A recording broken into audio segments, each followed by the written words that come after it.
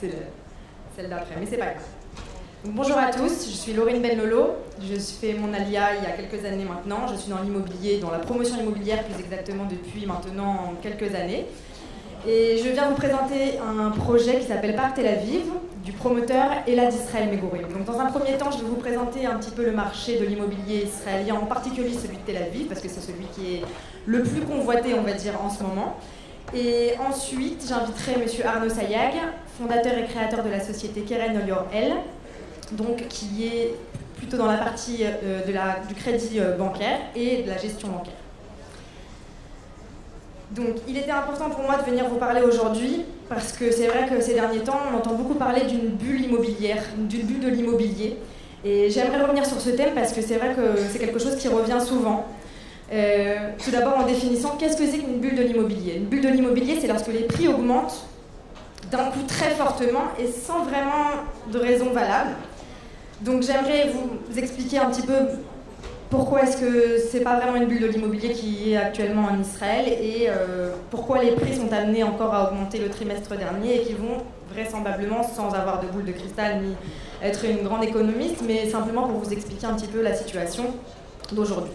Tous les juifs du monde, on le sait, aujourd'hui rêvent et veulent acheter un appartement en Israël. C'est quelque chose qui est, je pense, pour chacun, quelque chose de très sentimental. Et puis on voit aujourd'hui l'évolution et dans les prix et dans le développement du pays ces dernières années, que c'est quelque chose de très important. Donc vraiment, sans faire de spéculation ni, encore une fois, être économiste, il y a plusieurs raisons qui portent à croire qu'il ne s'agit pas du tout d'une bulle. Tout d'abord, il n'y a pas d'accès à 100% de crédit en Israël, mais ça c'est Arnaud qui développera un petit peu plus ce sujet-là tout à l'heure.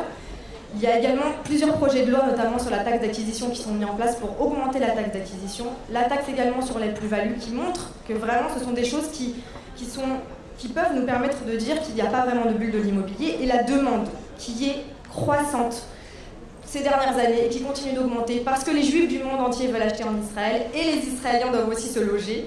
Donc forcément la demande augmente et l'offre ne suit pas. L'offre n'est pas en adéquation avec la demande et malheureusement justement ça crée cet écart qui fait que les prix continuent d'augmenter et vont continuer vraisemblablement d'augmenter. Donc Tel Aviv, qui est, je pense, pour parler avec certains d'entre vous, la ville la plus convoitée en ce moment. Et on pense que l'écart entre les zones, donc au sein même de Tel Aviv, vont vraisemblablement diminuer, comme on a pu le voir à New York ou dans toutes les grandes villes comme Paris également. On voit par exemple l'exemple du 11e arrondissement qui, il y a quelques années, n'était pas du tout une zone qui était très convoitée. Et aujourd'hui, il y a ce petit style, il y a les prix qui ont augmenté, donc on voit vraiment qu'avec le centre de Paris, ça a vraiment pris beaucoup de valeur. La collaboration avec la mairie de Tel Aviv et les promoteurs est extraordinaire. Ils travaillent au quotidien ensemble, ils se voient chaque semaine pour pouvoir développer ensemble, main dans la main, des zones comme par exemple le sud-est de Tel Aviv, ou le sud plus précisément. Et la mairie porte vraiment beaucoup d'efforts pour redorer le blason du sud. Et c'est quelque chose qui se fait donc avec l'aide des promoteurs qui construisent les appartements neufs pour la plupart. Il y a un exemple qui est très frappant pour justement illustrer ce que je viens de vous dire, c'est la ville de Kiryat HaSharon. Je ne sais pas si vous connaissez cette ville. C'est une ville qui est dans le sud-est de Natania, et qui il y a quelques années, il y a une douzaine d'années, il n'y avait rien. C'était simplement des terrains vagues, il y avait un cimetière et un quartier un peu défavorisé qui s'appelait Amalia. Et il y a 5 ans, quand j'ai fait mon alia, les prix avaient déjà très fortement augmenté. Et aujourd'hui, je pense que tous les jeunes couples qui s'intéressent justement à cette ville de Natania souhaitent y vivre parce qu'il y a de bonnes écoles, c'est un cadre très sympathique pour les enfants et pour les parents. Et les prix ont pris énormément de valeur. Un 4 pièces valait il y a à peu près 10 ans aux alentours des 800 900 000 shekels. Il y a 5 ans, en environ des 1 200 000 shekels. Et aujourd'hui, 1,5 million, 1,6 million pour toujours ce même 4 pièces. On peut donner aussi l'exemple de Ranana, qui est une ville qui n'est pas forcément à côté de la mer, mais qui est très convoitée justement pour ses infrastructures et tous les efforts que la mairie fait pour la développer. Donc je pense qu'il y a ces deux catégories de personnes. Les personnes qui pensent que l'immobilier va baisser parce qu'on est arrivé à un niveau quand même très élevé, surtout à Tel Aviv. Et ça, c'est les gens qui en général ratent beaucoup d'opportunités parce que justement ils attendent que les prix baissent et au final ils ne baissent pas. Et on le voit même le trimestre dernier que les prix ont encore augmenté à Tel Aviv et dans le reste d'Israël. Et il y a les autres catégories de personnes qui sont en général des Israéliens, qui vivent et qui font le marché de l'immobilier, qui sont vraiment acteurs et qui sont au cœur de ce marché. Et eux, ils voient le marché qui est en train d'exploser et qui est en train d'avancer, de se construire, de se développer.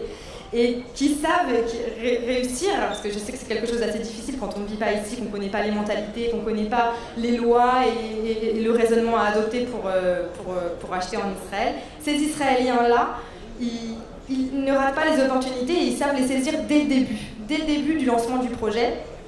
Et donc, ils ont cette vision-là, et ils arrivent à s'imprégner de ça puisqu'ils vivent ici.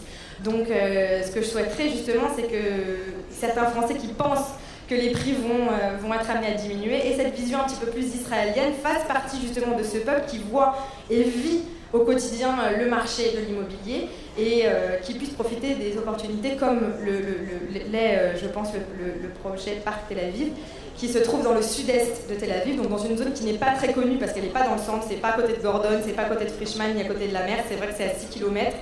Et c'est un quartier qui est en complète rénovation. Il y a un projet de 600 appartements, donc 9 immeubles, des 3, des 4 et des 5 pièces, des appartements en rez-de-jardin avec de grands jardins, des penthouses, et il est en bordure d'un parc gigantesque qui fait 900 hectares et qui est protégé par l'État, qui s'appelle le parc Menachem Begin et le parc Ariel Sharon, plus communément appelé le parc d'Arom. Et donc le projet donne sur ce magnifique parc.